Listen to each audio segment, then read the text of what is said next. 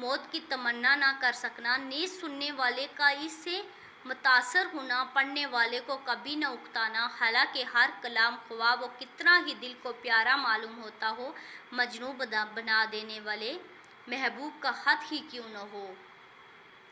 دن میں 10 دفعہ پڑھنے سے دل نہ اکتائے تو 20 دفعہ سے اکتا جائے گا، 20 سے نہ سے 40 سے اکتاوے گا، بہرحال اکتاوے گا پھر اکتاوے گا۔ مگر کلام پاک کا رکوع یاد کیجیے، 200 مرتبہ پڑھیے، 400 مرتبہ پڑھیے، عمر بھر پڑھتے رہیے، کبھی نہ اکتاوے گا۔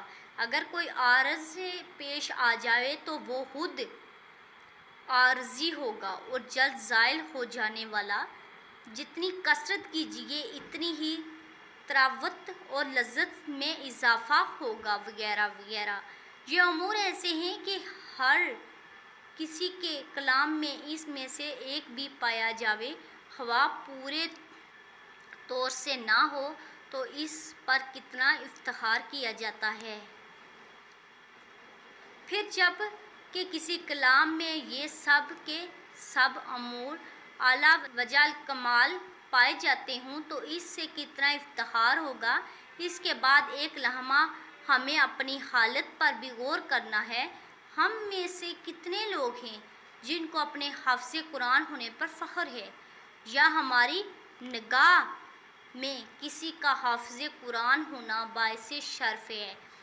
ہماری شرافت، ہمارا افتخار اونچی اونچی ڈگریوں سے، بڑے بڑے القاب سے، دنیاوی جاہ و جلال اور مرنے کے بعد چھوٹ جانے والے مال و متاع سے ہے۔